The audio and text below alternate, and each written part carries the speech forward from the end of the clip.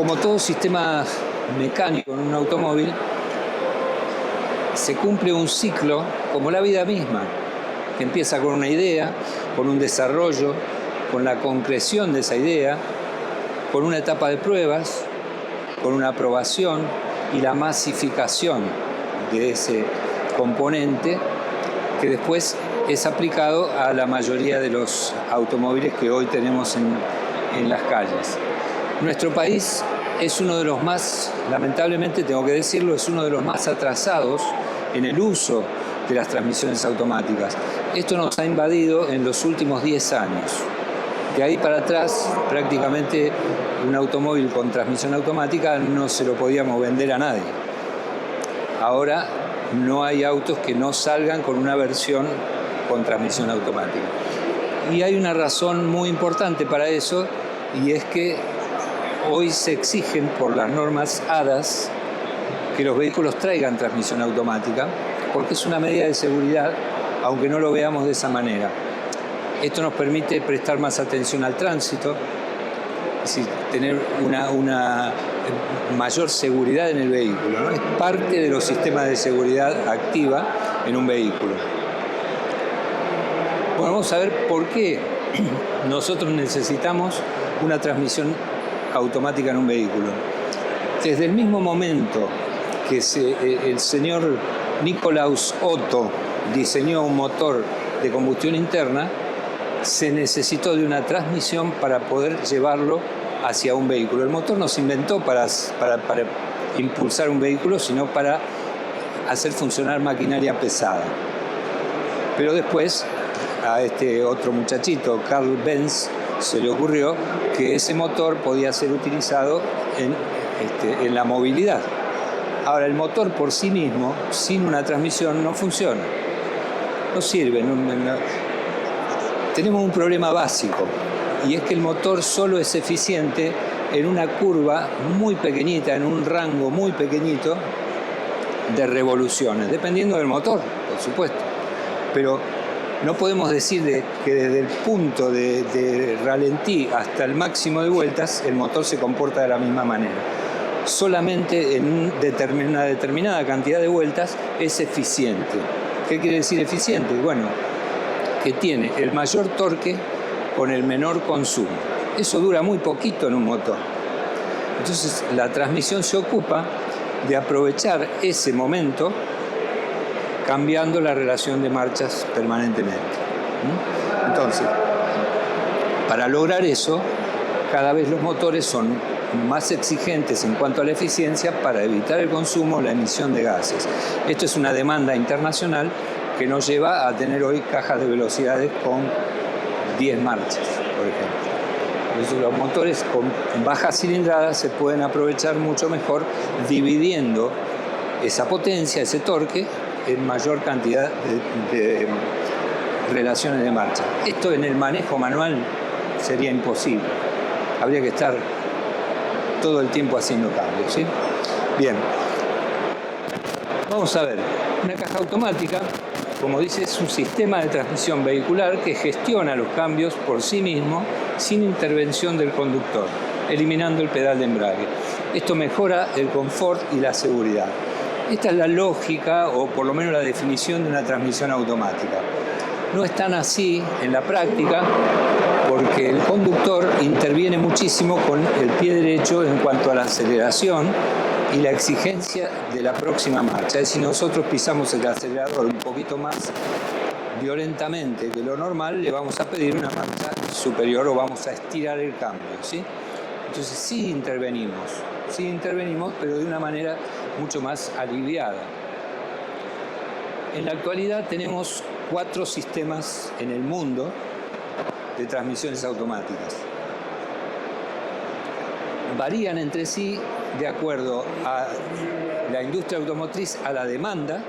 Por ejemplo, una transmisión automática convencional que es hidráulica epicicloidal utiliza un convertidor de par y engranajes planetarios para cambios suaves y fiables. Esto en realidad es el primer sistema que se comercializó masivamente. Esto se instaló en 1939 en un Oldsmobile de General Motors. A partir de ahí el mercado estadounidense o americano no se salió nunca más de una transmisión automática. El auto sale de fábrica con transmisión automática. Si uno quiere una transmisión manual la tiene que pedir específicamente porque no hay opción, ¿sí? Este es uno de los sistemas.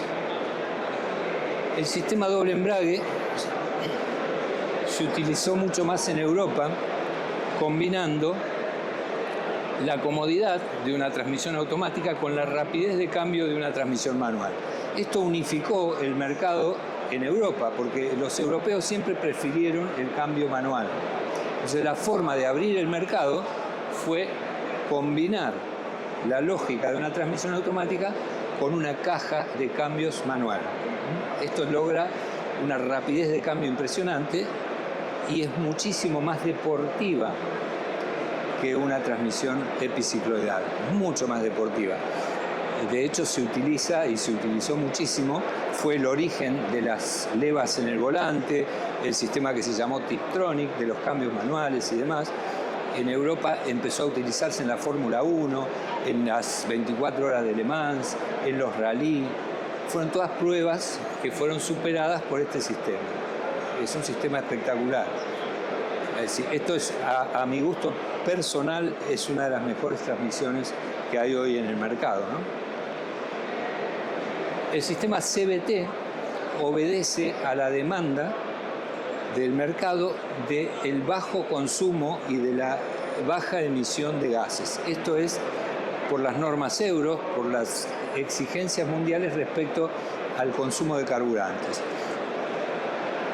Usa poleas y una correa metálica para una variación infinita de marchas, enfocada en eso, en la eficiencia y en la suavidad. Acá no hay cambios, no se notan, no hay un cambio determinado de marchas. Hay una simulación manual, cuando uno quiere manejarlo de modo manual, hay una simulación, pero en la realidad no existen los cambios. Simplemente dos poleas que van variando el diámetro entre el eje de entrada y el eje de salida para modificar la relación de marchas. Este es el sistema más económico que pudo lograr una terminal automotriz. ¿Qué es lo que consiguieron con esto? Bueno, utilizar las mismas cajas manuales que utilizaban en la línea de fabricación y transformarla en una caja automática. Si nosotros le sacáramos el sistema que equipa una caja robotizada y pondríamos ahí la selectora manual, volveríamos a una caja manual. Quiere decir que los tipos no han fabricado nada nuevo. Simplemente le agregaron un sistemita, pero abrieron un mercado impresionante que es el de los autos de gama baja, de los autos baratos, con una transmisión automática. Hay mucha gente que necesita realmente una transmisión automática, pero que el bolsillo a veces no le da para llegar a comprar un vehículo equipado con una caja automática. Pero sí un Volkswagen Surán, un Fox, un Voyage o un Goldtrend o un Fiat con Dual Logic o un Chevrolet con una e-Citroën. Son sistemas muy baratos para el fabricante. Lleno de problemas, por supuesto. Lleno de problemas. Pero es una alternativa. Esos son los 4 sistemas que conocemos en la actualidad, ¿sí? ¿Son perfectibles? Por supuesto que sí. Por supuesto que sí. Evolucionó la mecánica, evolucionó el mercado automotriz, evolucionó el motor. A partir de la década del 80, con el ingreso de la electrónica, se consiguieron cosas maravillosas con los motores, maravillosas. Las transmisiones no se quedaron atrás. Obviamente hubo mejoras, había problemas, había defectos que se fueron salvando. Ahora el motor llegó a un punto donde es muy poquito lo que se puede lograr más allá de lo que hay, en cuanto a la eficiencia, al rendimiento. En las transmisiones todavía quedan cositas para tocar y para mejorar. Todavía hay alternativas. Por ejemplo, uno de los problemas más grandes que teníamos es que no es sencillo mantener el torque óptimo de un motor de combustión, minimizando el consumo y la contaminación. Es decir, sobre eso se trabaja permanentemente, que se consiguen motores con 3 cilindros, se consiguen motores con muy baja cilindrada, pero siempre se va achicando el rango, la curva de torque eficiente de ese motor. Cada vez que se consigue disminuir el consumo y evitar la emisión de gases, se necesita una marcha más. Siempre hace falta un empujoncito más. Entonces, en las cajas automáticas tradicionales, para lograr la máxima eficiencia es necesario contar con mayor cantidad de marchas. ¿Dónde vamos a llegar? No lo sé. Pero hoy tenemos, por ejemplo, en el mercado, Ford en la Raptor utiliza una caja 10R80 con 10 marchas. Esto sería imposible de manejar con un cambio manual. Imposible. En el tránsito de primera, segunda, tercera, cuarta, quinta, sexta, segunda, tercera, quinta, otra vez, no se puede manejar. Entonces sí o sí tiene que ser automática. La Fiat Toro, por ejemplo, tiene 9, la diésel, 9 marchas. Y tuvieron que hacerla sin opción a caja manual. ¿Por qué? Porque tenía un problema que todos deben conocer con la regeneración del filtro de partículas. El usuario no tenía por qué saberlo, pero cada tanto tenía que darle una paliza para que se regenere. Entonces, ¿cómo lo solucionaron? Bueno, instalando una caja automática con un mapeo que cada tantos kilómetros no te pasa la tercera, queda en tercera, hasta que regenera el filtro de partículas. Pero 9 marchas, dale, hay que estar todo el día arriba de un vehículo con 9 marchas. Entonces, ¿cuál es la solución para ayudar a un motor a mejorar la eficiencia? Sumarle cada vez más marchas. No sé dónde vamos a terminar, 15, 20, no lo sé. En el caso de las transmisiones CVT, que es el sistema más económico en cuanto a consumo,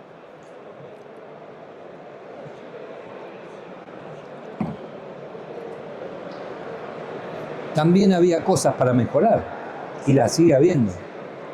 Es difícil disponer del empuje inicial o del sobrepaso sin revolucionar el motor, generando una desagradable sensación de resbalamiento. Si alguien ha manejado una transmisión CVT, tiene esa sensación de que no me gusta. Es un auto que el motor se acelera, va más allá de lo que va el vehículo. En algún momento quedan las revoluciones estables y uno ve el velocímetro y la velocidad sigue aumentando y el motor se quedó quieto. Es muy difícil de razonar qué es lo que está pasando ahí adentro, ¿no es cierto? Uno de los problemas más importantes que tenía la caja CVT es la salida. En la salida produce un patinamiento, o por lo menos esa es la idea que da, un patinamiento inicial que después se va emparejando. Toyota mejoró ese sistema, lo mejoró agregándole una primera marcha fija con contacto de engranajes que no obedece a la tracción de la cadena, simplemente una primera física. No deja de ser una transmisión CVT y de variar las marchas a través de las poleas y con una simulación de cambio manual por variación fija programada. Esto hace 2 cambios manuales. Pero le agregaron un piñón fijo para poder salir en primera velocidad sin resbalamiento.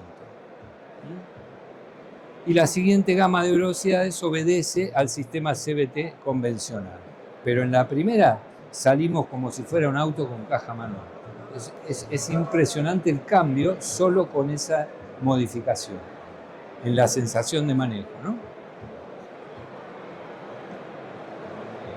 Sigue siendo una caja CVT, pero está mejorada.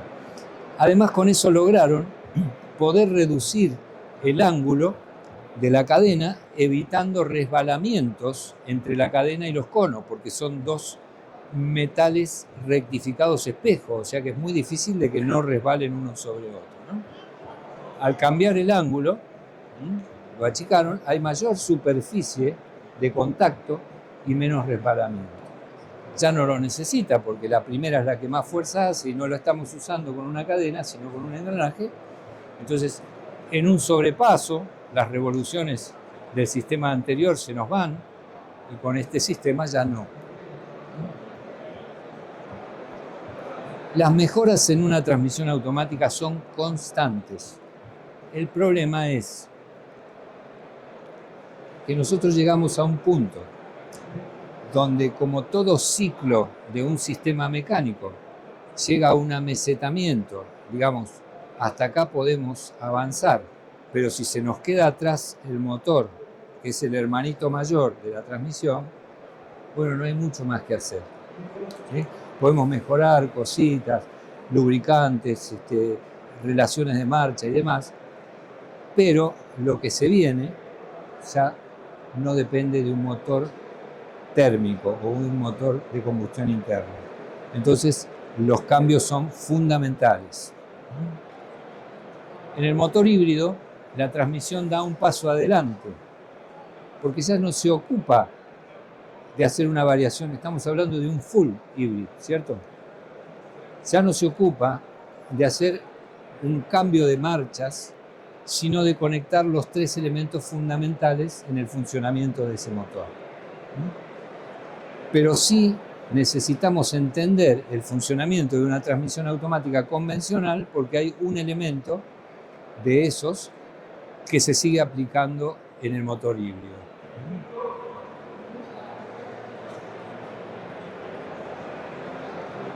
Y se trata de un tren epicicloidal, es decir, que para nosotros dar un paso hacia adelante necesitamos afirmarnos muy bien en el conocimiento de lo anterior.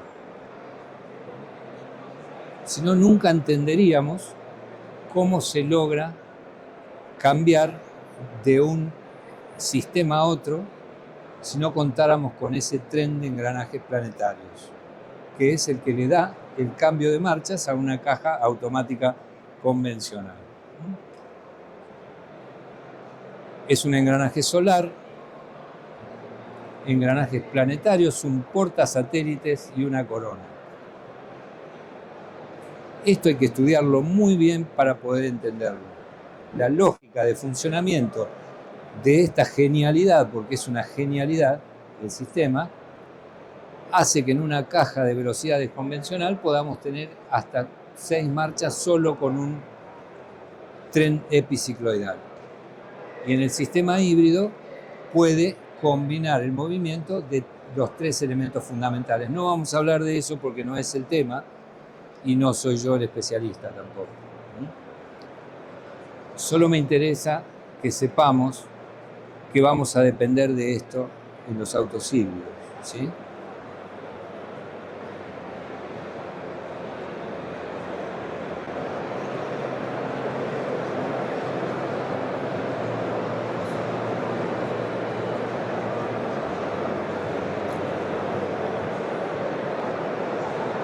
Y lo que viene después ya nos deja, yo puse ahí, fin de la transmisión automática. De alguna manera nos deja sin la necesidad de una transmisión, porque un motor eléctrico tiene una curva plana de torque y puede entregar el máximo de fuerza en la primera vuelta, así como en la última, y por lo tanto se puede variar la velocidad del vehículo variando la velocidad del motor eléctrico. Por lo tanto, todo lo que vemos anteriormente ya no tiene sentido acá.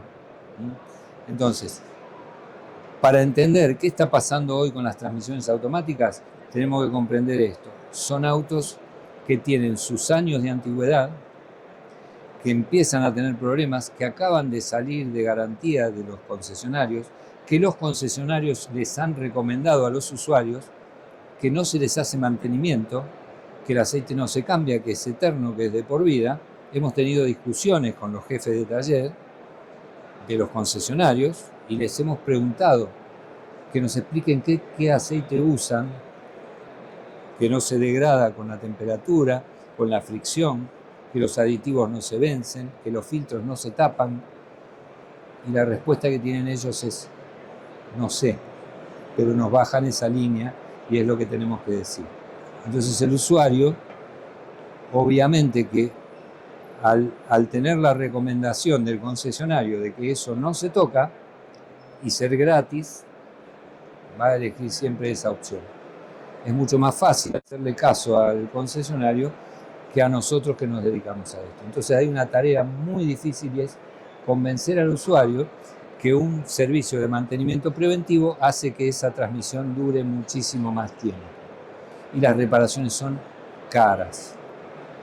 Entonces el mantenimiento logra de que no llegara a una reparación, ¿no es cierto? Ahora, casualmente, cuando una transmisión se rompe, el auto salió de garantía. No se rompe dentro de la garantía del concesionario. Cuando se rompió la transmisión por falta de mantenimiento, ya no está en garantía. Entonces, cuando uno recurre al concesionario, la única solución que proponen es cambiar la caja completa. Vaya negocio, ¿no? La verdad que es un negocio, pero el costo es altísimo, altísimo de verdad. Entonces hay que trabajar mucho en concientizar a la gente de que no existe un aceite eterno, de que todo elemento mecánico necesita un refresco en la lubricación, de que todo filtro debe ser cambiado o limpiado en el caso de que sea reutilizable, que todo sistema tiene que hacer una regeneración, una especie de sobrevida se le da a la transmisión cambiando simplemente el aceite y los filtros. Pero claro, por ahí alguien se ofende, espero que no, pero en la escala de atención del usuario automotriz viene Dios, el concesionario y después venimos nosotros. Entonces es muy difícil convencer al usuario de que necesitamos un servicio de mantenimiento preventivo. Y cuando hablamos con ellos y se lo proponemos, le preguntamos, ¿el servicio al motor se lo estás haciendo? Sí, yo cada 10.000 kilómetros tiro el aceite, ¿no? ¿Y por qué a la transmisión no? ¿Por qué no? No hay respuesta ahí. Yo creo que no hay sistema mecánico que no lo necesite.